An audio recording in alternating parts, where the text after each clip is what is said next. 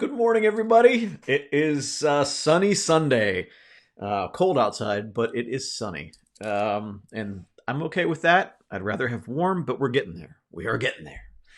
Had a good day yesterday. I spent quite a bit of time cooking in the kitchen yesterday. Lynn spent a lot of time packing. In this room right here, it's my office, but it's her closet. It's like if any of you watch Friends, it's that secret closet that Monica has that nobody knows how to get into it, and so then they finally get it open, and it's just full of crap. And Chandler's like, "What?" Like he knew, like she had something like that somewhere. And so that's this closet. So it is now most of it's packed, but a lot of it is still around. In fact, there's a little bit behind me right here. So yeah, so we're getting there. But I spent the day cooking. I made us a like Asian variety sampler. We had in the freezer Trader Joe's barbecue Korean ribs, which oh my, are they good? Probably the best part of the night. Um, I also found a like a Chinese dumpling recipe or a couple of recipes, but the one that I had most of the ingredients for was a pan fried beef dumpling, and that was dang good too. I got to use up some of the flour we have sitting around the house. I was missing a couple things. I was missing oyster sauce, chili oil, and scallions, but it still came out really good. The boys, especially my one boy who's allergic to eggs, doesn't really get Chinese food ever. But because this is all egg free, he was like nuts, insanely happy about it. So it was very cool. I also had like a microwavable pad thai in the freezer. So it was a small portion, like a single serve, but I threw some chicken in there, and that wasn't so great. And then we had some microwavable Asian vegetables, which were good. But the ribs and the dumplings were an absolute hit. So that was good. Other than that, we just did some packing and cleanup. I packed my closet from the bedroom. It's funny because we're getting down to like we have just boxes everywhere, and I'm still looking around and I still see a lot of stuff out. Like you don't realize how much crap you have until you start putting it in boxes and trying to like okay, like let's get out of the house. So I keep thinking I'm done, but we're not. So I don't know. It's been a an experience. Good morning, Lori. Good morning, Kathy. Good morning, Jamie, Debbie. Good morning, and Melissa. Good morning. Yeah. So Debbie, you missed this yesterday, but yeah. I don't even remember what we talked about yesterday. That's how long ago it seems. I don't even remember what it was. Let's probably look at my notes, right? Um,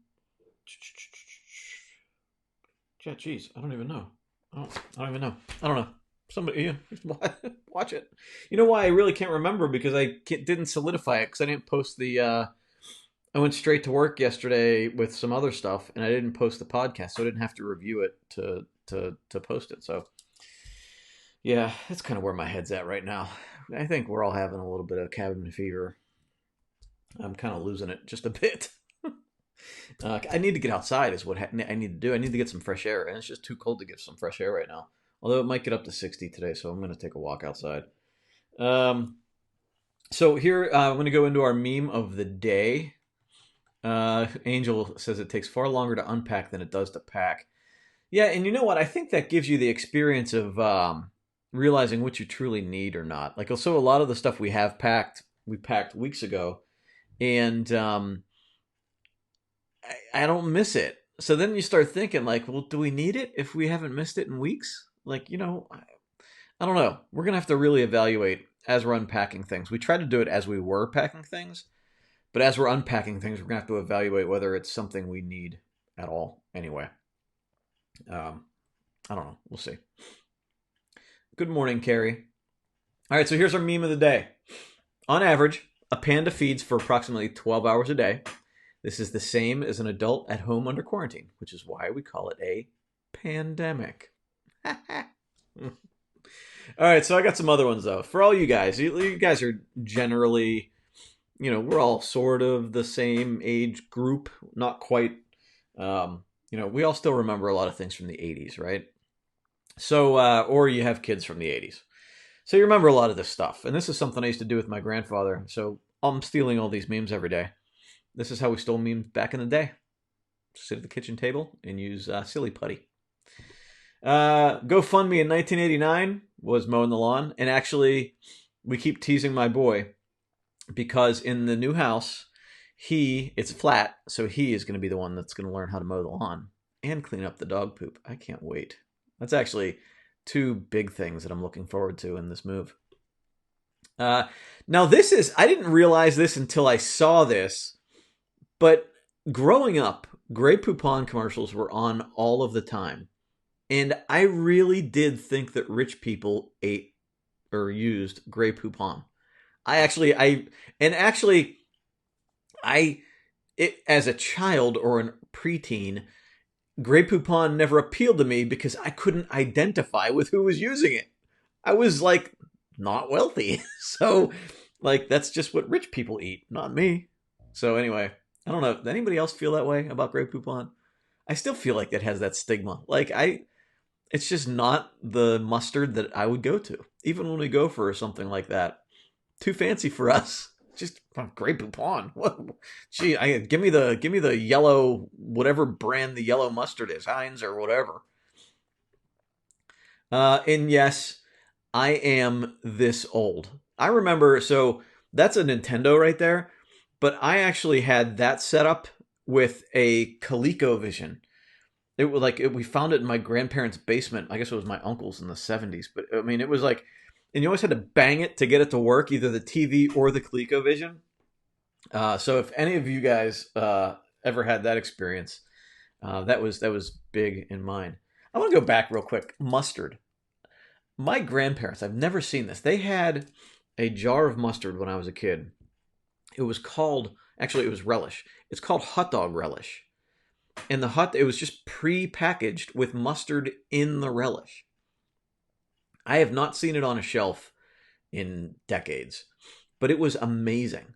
So now when I make myself a hot dog, I put ketchup on one side, and on the other side, I mix up relish and yellow mustard and put it all across the other side. So I have like the two things there.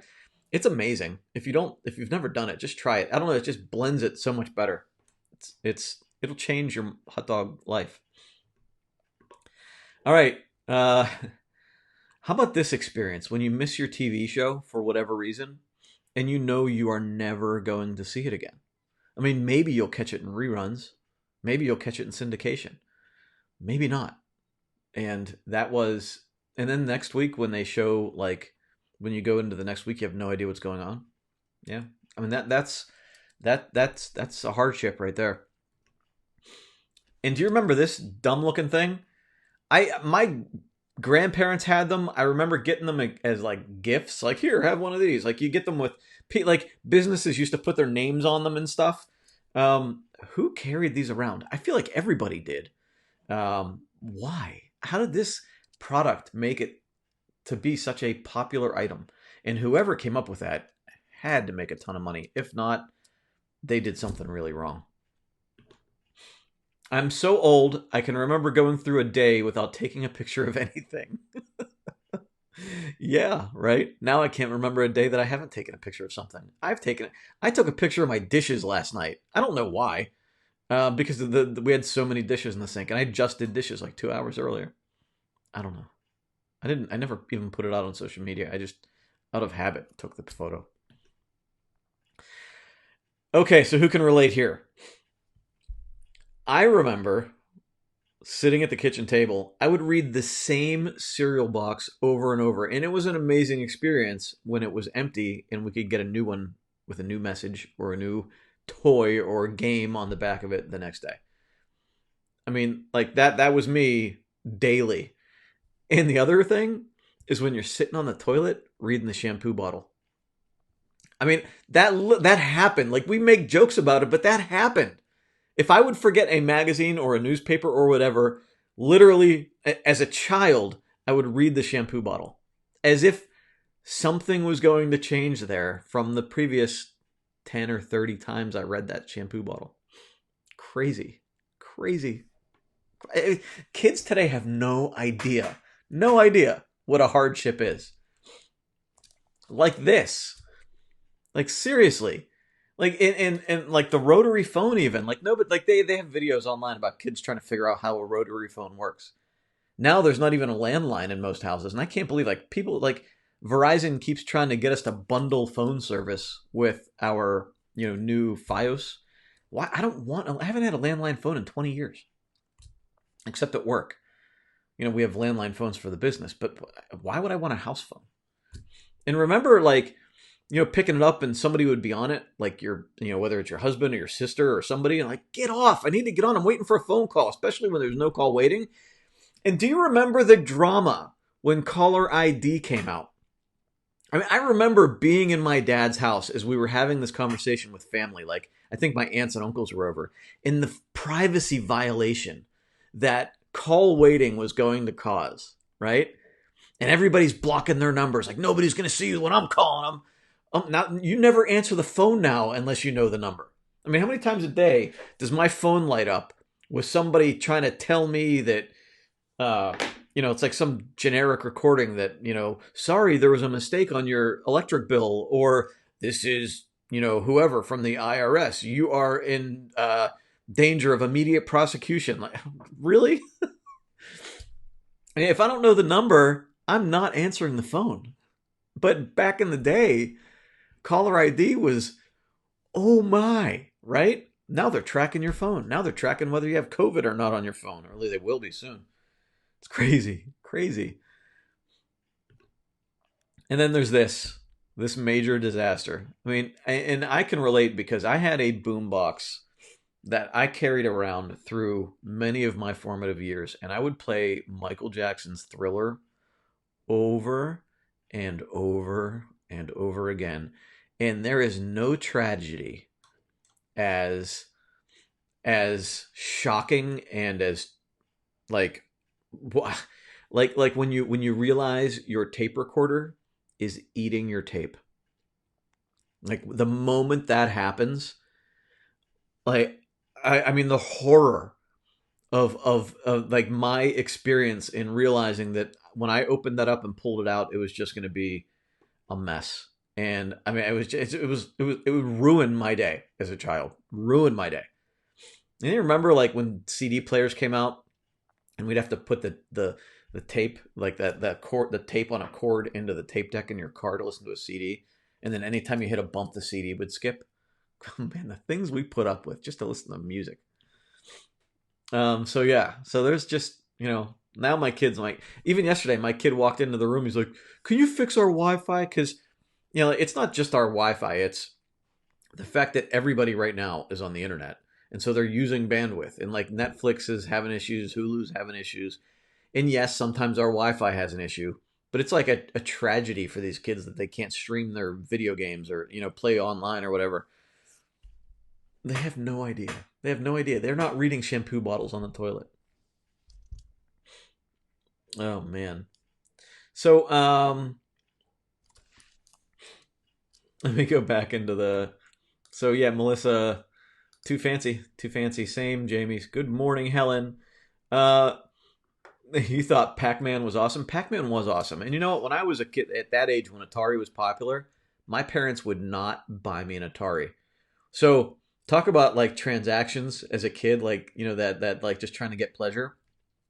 I would seriously make friends with people so I could go over to their house. I mean, I was like 7, but I would make friends with kids just so I could go over to their house and play Atari.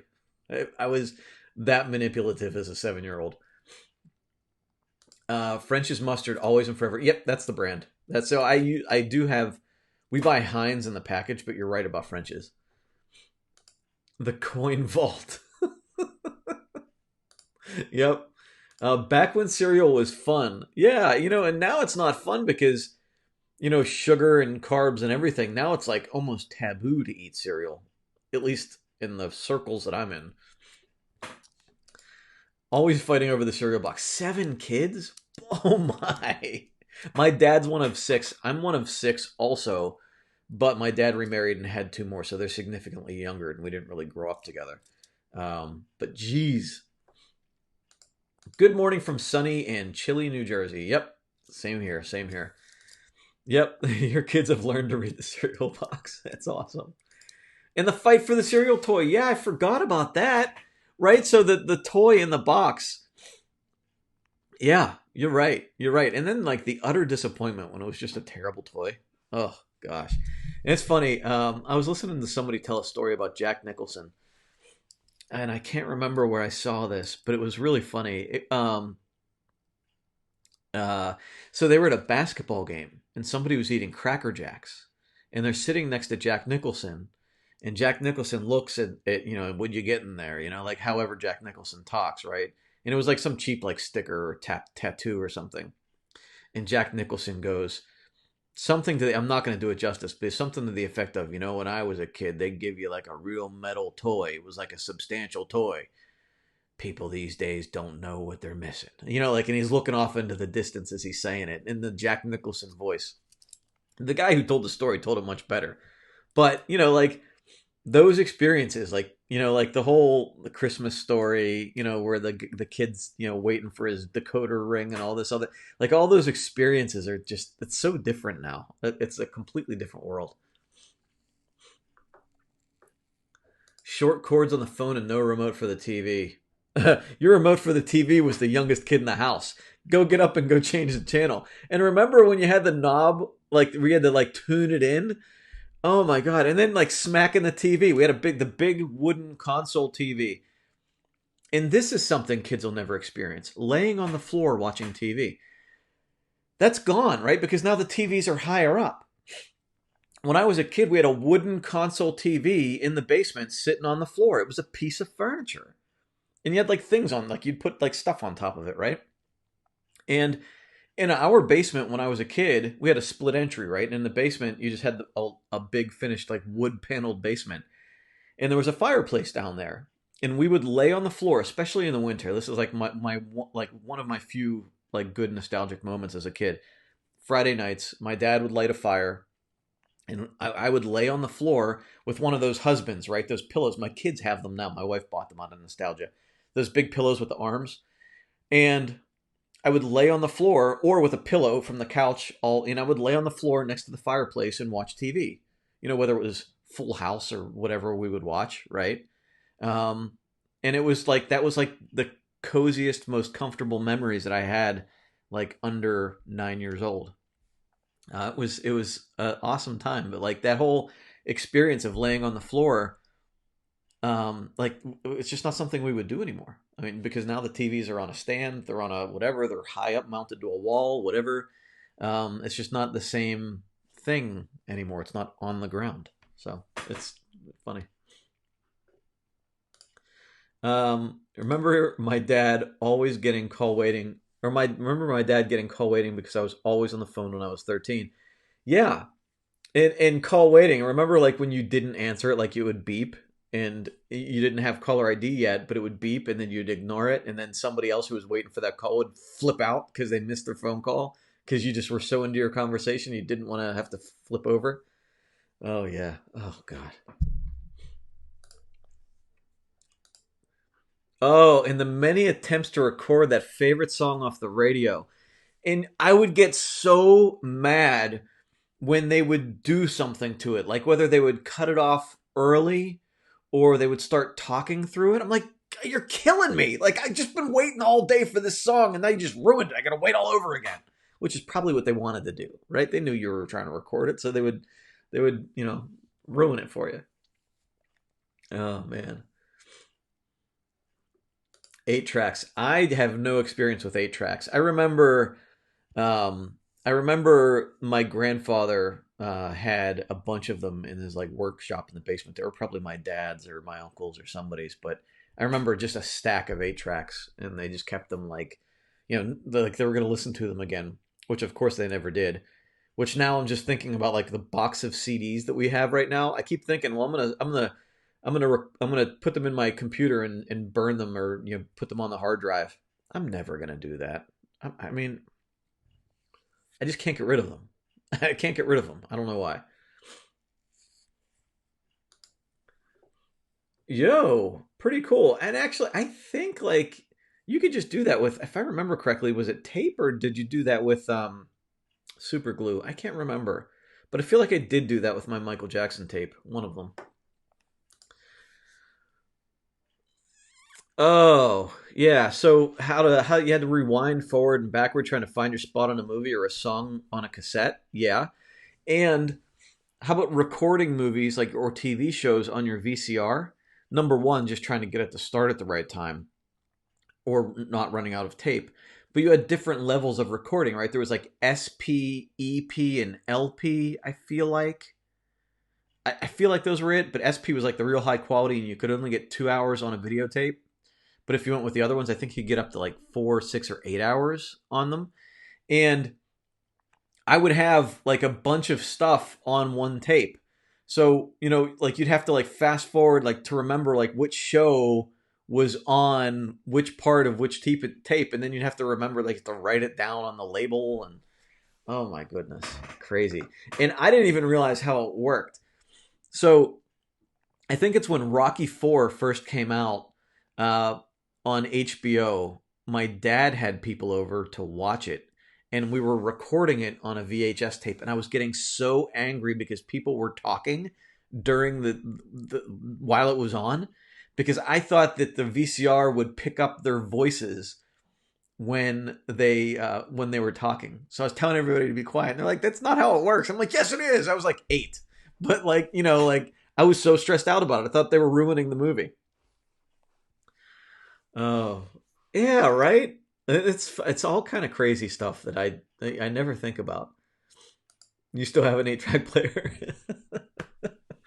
Oh, I don't even have my Walkman anymore. I we just threw away. I had a mini disc player from like the early 2000s that I thought was the bee's knees.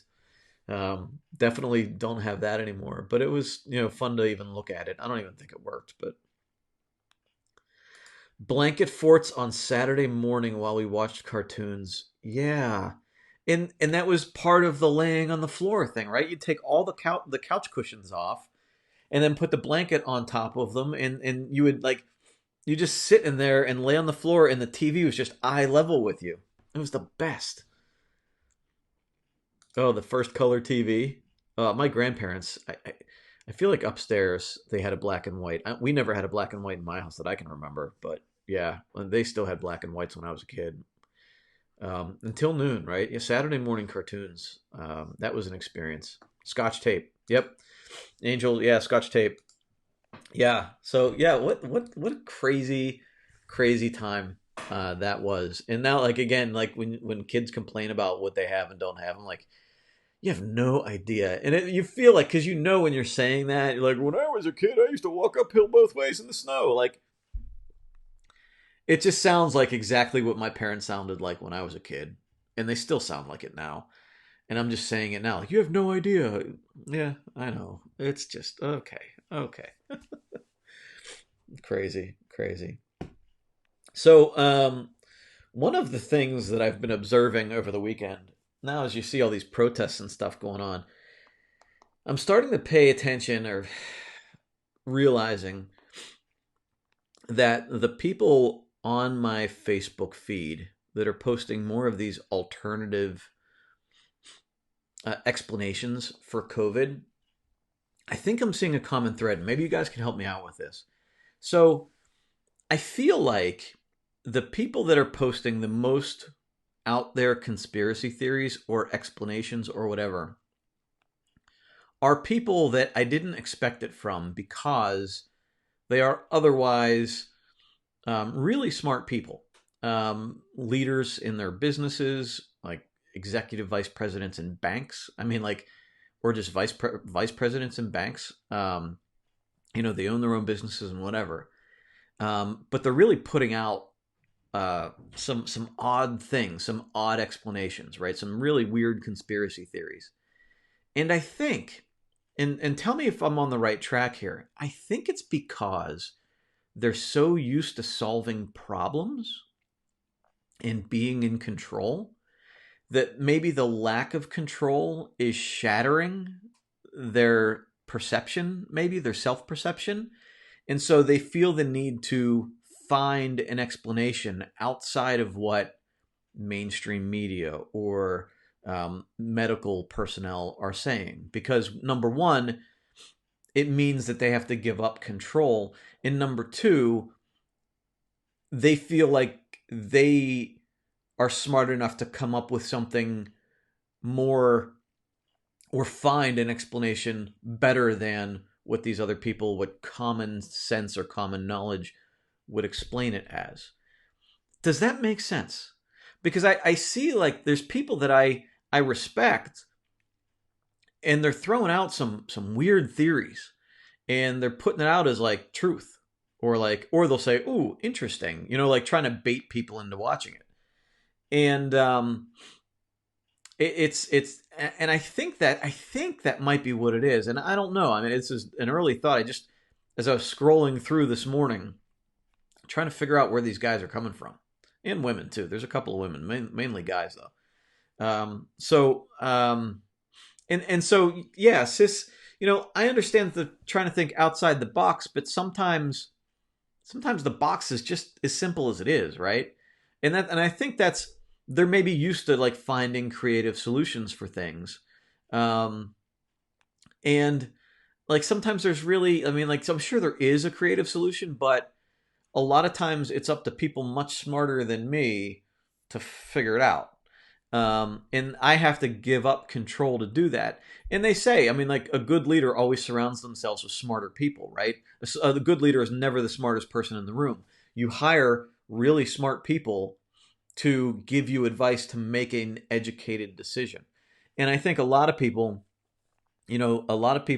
are used to just being the smartest person in the room. They kind of like being the smartest person in the room.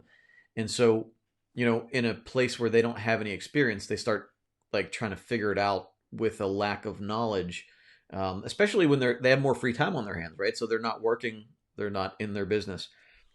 So now they have to kind of try to figure something new out. And so, I think there's a lot of things going on there, but just trying to, in a way, trying to like figure it out for myself, at least with that specific scenario. So, but yeah, it's odd, and we're in an odd time because you have a lot of political pressure, mounting political pressure to get back out there, and then you have a lot of people going, "Whoa, whoa, whoa! Let's not prolong this by doing things that aren't smart."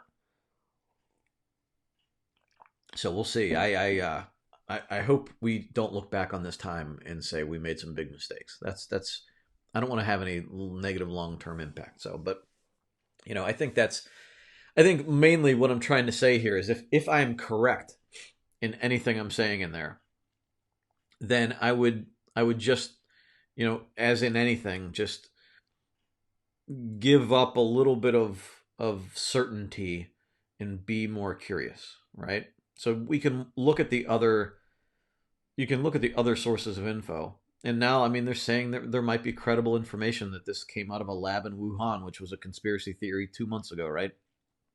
And they're saying that that might actually be the case. So you can look at it and be observant of all of these things, but there's really not a whole lot we can do. We sort of just have to kind of think about the greater good as far as how we act. And so if we can just act, we know it's contagious, right? We know people are carrying it without knowing it. So the best thing to do is distance. And we know people are hurting for money, and we know we need to get money to individuals and small businesses, and even the stimulus checks still aren't out yet for a lot of people. So I know there's other motivators, but we have to keep this from getting bigger, right? It's not a farce, and that's one thing that I keep looking at and going, I don't know how anybody's still saying that, but they are, and they have signs, and they're carrying them around. So with all of that, with our intention for the week, what is your intention for the week? So today is day one for a lot of people. Tomorrow is my day one. I always make my day one on Monday. So the way I go through Sunday, the way I'll go through today is very light. My priorities are more mindset and overall intention than they are tasks, right? My priorities are, where are you? Family, right? Priority number one is family. That shouldn't have been a hard one to remember, right? Priority number two is health. So just be healthy. So family, like doing things together, paying attention to each other, not getting too far into a TV show or too far into video games, coming back together, having conversations, being healthy, staying away from foods that I know I shouldn't be eating, getting out, walking around, that sort of thing. So that's my intention for Sunday. Tomorrow, being a work day, I am getting back to work, right? And I'm going to tonight pre-plan my milestones for the week, keeping in mind that there's going to have to be some variable next week with what may or may not happen. Um, but I'm keeping all of my intentions in mind, blending in a lot of personal stuff with a lot of work and professional stuff. But so tonight, I will set my milestones, and I will time block tomorrow because tomorrow should be a fairly consistent schedule for me. So I will time block tomorrow with whatever I decide is a milestone and a priority tonight. And then I'll go about my day as as disciplined as possible. Allowing for my boys needing a little bit of attention, allowing for things that may come up.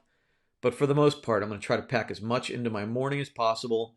And then by like lunchtime or maybe like an hour or two after lunch by 2 o'clock, most of my real work should be done. And then it's going to be, packing the house, like other outside priorities that don't have anything to do with work. So, that's kind of how I am approaching my week. Now, as somebody else, like if you're experiencing more stress and if you're experiencing more overwhelm at the situation, you might need to take a step back and look at like what's the most beneficial thing for you. If you are overwhelmed by the amount of things you have to do, make sure you're looking at that list of things. Like write them down. Write down your list if it's in the back of your Define My Day planner or on a notepad, whatever. Write down the list of all of the things that you could do right now and prioritize them. Right? You want to pick out the ones that kind of rise to the top that you need to get done. The other way to look at this, or pick the smallest ones. If you need to build momentum more than anything else, pick the smallest ones. And just start, like, say, today, okay, this one small thing, I'm just going to do it. I'm going to commit to doing it. I'm going to start it at 9 o'clock, and I'm going to get it done. It might take 15 minutes, might take a half an hour. But the benefit of doing it is that you'll get that momentum, that feeling of moving forward. You'll get that little spark in your mind that like, that moment of relief that, wow, I made progress, right? And you want to continue to build that. So you keep checking off those small things. Maybe you can do a couple of small things in one day. Maybe not. You don't want to burn yourself out. But the next day you want to build on that and keep going, right? And if you feel that at some point you're going too hard, then you take a break, right? You say, look, yesterday I might have worked, and that's the purpose of journaling. Yesterday, or earlier today, if you're journaling at night, if you're not journaling in the morning and after, but you look at it and you say, you know what, I feel good that I got a lot done, but I did too much. So I need to back off a little bit. Maybe if you did 8 hours worth of work, maybe you back off and do 7. If you did 2 hours worth of chores, maybe you do 1.5. Whatever that might be. But you want to just keep moving forward and keep doing what the things you need to do. Keep chipping away at that big mound of stuff that might be building up on you. Now, if you're somebody that's highly productive, you want to keep it up, right? You want to keep up doing what you need to be doing. You want to keep reevaluating the things that are on your list, the milestones that are on your list, and keep reevaluating those like strategic plans like we have on our list here, right?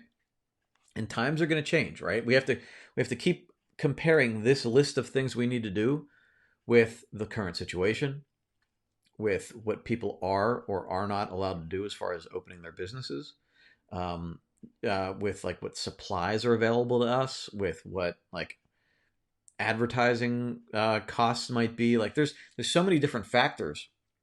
In our employees, some of them might not want to come back, or at least not yet. So you have to factor that in. Like, how do you take care of, employees? How do you be sensitive to their needs, whether they want to come back or not want to come back? Look, some people look at this in a different way. Like we've talked about that, right? Some people see a farce. Other people see like a threat to their lives. And so, as a business owner planning it forward, you probably want to look at, like assuming that, business isn't going to come roaring back.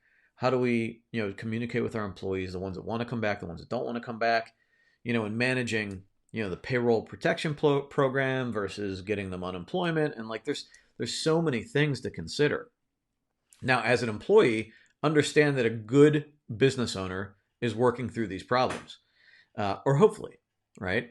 As a business owner, understand that your employees are working through their own problems. Like it takes a lot of understanding between the two groups of people, and managers also, right? I mean, and we find who the good leaders are at this point in time.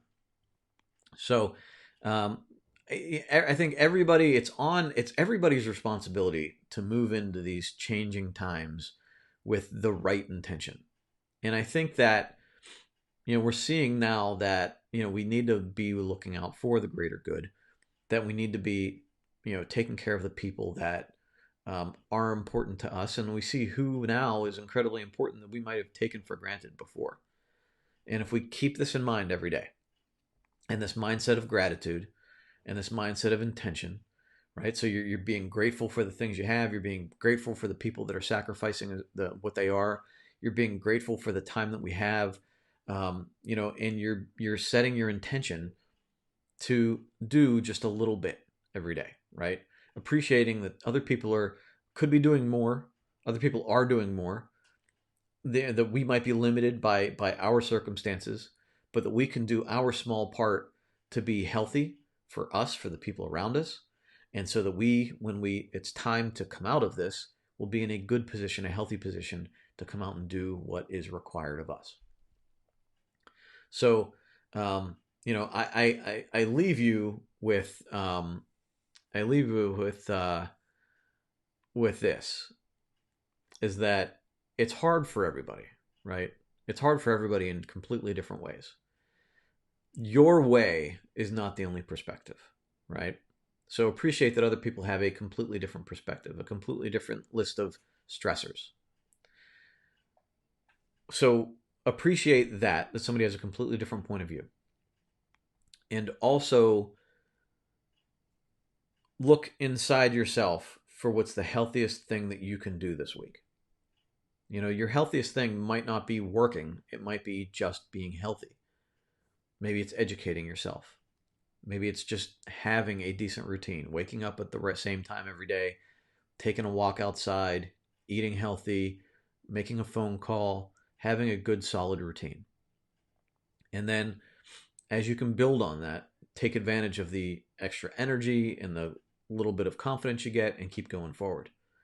If you're somebody that is, a little bit better off and that you are able to get more done every day, keep in mind what other people are going through and be a little bit sensitive to that.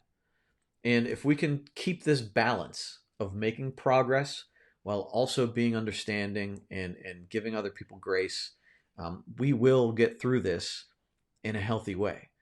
And hopefully, sooner rather than later, this will be behind us. So I wish you all a healthy Sunday.